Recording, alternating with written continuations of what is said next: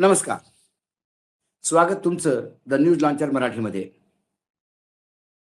Donald ट्रम्पने काल social media platform आहे त्यांचा ट्रुथ यावर एक मोठं वक्तव्य दिलं. म्हणजे जवळ-जवळ 50 लाईनचं. त्यात त्यांनी आपली खूप पाठ थोपटली. सगळ्या अमेरिकेला एकत्र यायला सांगितलं आणि सांगितलं की इराणच्या आतमध्ये आपला एक पायलट पडला होता. एअर फोर्सचा कर्नल होता तो.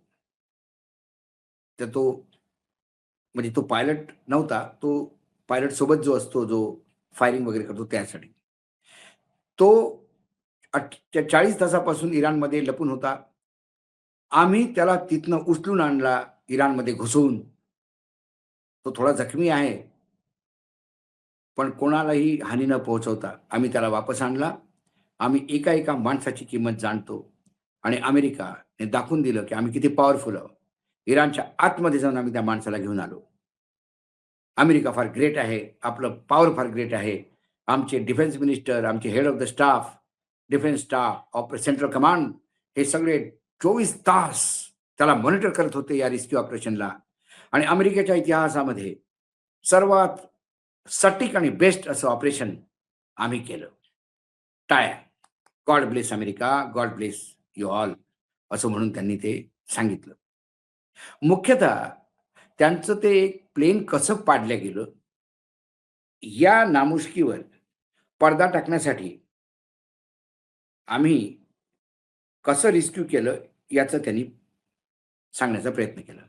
म्हणजे ते विमान का पडलं, ते कसं इराणमध्ये काहीच नाही, इराणकडे एअर नाही, इराणकडे नेव्ही नाही, इराणकडे आर्मी नाही, इराणचे सगळे नेता आम्ही मारले, अशा वल्गना करणाऱ्या ट्रम्पला हे सांगणं फार मुश्कील होतं, की आमचं प्लेन पाडलं कोणी? इराणीयांनीच पाडलं, IRGCनी. त्यांनी सांगितलं, की आम्ही पाडलं. मग यांनी सांगितलं, "हो, त्यांनी पाडलं, लढाईत विमानं पडतातच." पायलट त्यांना रिस्क्यू झाला. पायलट सोबतचा जो कर्नल होता, तो 48 तास आणि त्याला आम्ही कळसा आणून टाकला ते.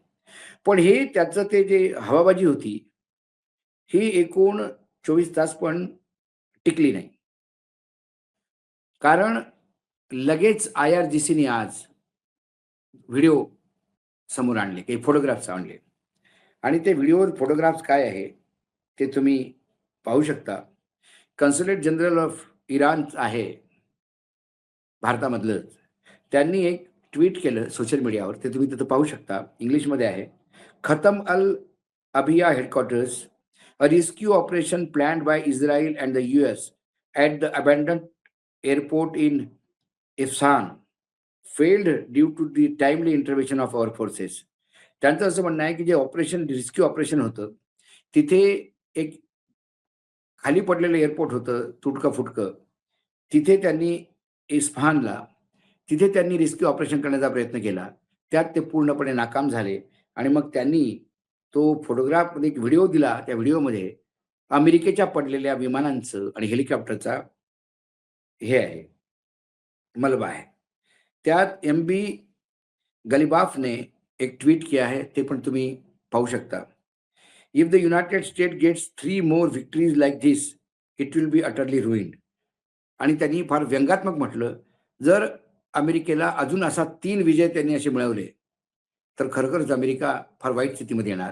कारण अमेरिकेने त्या एका एअर फोर्सच्या अधिकाऱ्याला रिस्क्यू करण्याचा सर्वात मोठा विजय असं त्यांनी तिथे सेलिब्रेट केलं.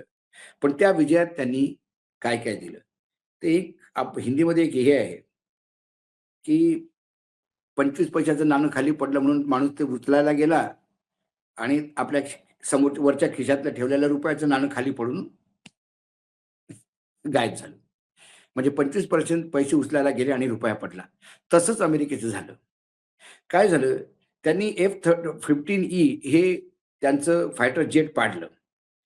त्यात पायलट तर अमेरिकेने वाचवून घेतला. पण तो इराणच्या एरियामध्ये जो पडलेला एक सैनिक होता घायल, कर्नल, त्याला 48 तासात त्यांनी उचलून आणलं. इराणने सुद्धा सांगितलं होतं, की आम्ही ₹60,000 $60,000 इनाम देऊ जर त्याच्याबद्दल कोणी सांगितलं आणि ते पण करत होते. पण त्याच्या अगोदर अमेरिकेने त्याला शोधला आणि तिथनं वापस आणलं. पण त्या पूर्ण ऑपरेशनमध्ये झालं काय? त्या ऑपरेशनमध्ये अमेरिकेची अतिशय नालस्ती अशी झाली, की त्या ह्याच्यामध्ये जे रिस्क्यू ऑपरेशनसाठी पूर्ण जो ताफा गेला होता, त्यामधलं C-130 सपोर्ट विमान, हे एक फार मोठं विमान आहे C-30 आणि हे याच रिस्क्यू ऑपरेशनसाठी वापरले जातात.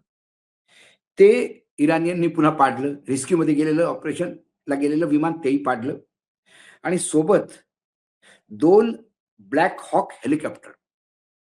ब्लॅक हॉक हेलिकॉप्टर हे फार युद्धभूमीमध्ये अमेरिकेचे नावाजलेले हेलिकॉप्टर आहेत. ते 2 हेलिकॉप्टर पाडले आणि जवळ-जवळ 5 अमेरिकी सैनिक यात मारले गेले. आता पहा, एकाला रिस्क्यू करण्यासाठी 5 जणांचा बळी गेला. एक प्लेन पडलं म्हणून त्याच्या एका माणसाला रिस्क्यू करण्यासाठी एक त्याच्यापेक्षाही मोठं प्लेन C-130 तेही भेट द्यावं लागलं आणि 2 ब्लॅक हॉक हेलिकॉप्टर मोठे तेही द्यावं लागले. आता हे जेव्हा समोर आलं, ते व्हिडिओही समोर आले, फोटोग्राफही समोर आले. त्यानंतर अमेरिकेमध्ये स्मशान शांतता आहे.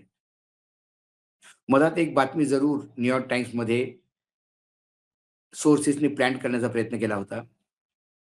त्यांचं असं म्हणणं होतं, की जे C-130 आहे प्लेन, त्यात काहीतरी टेक्निकल वाटलं आम्हाला म्हणून ते आम्हीच उडवलं.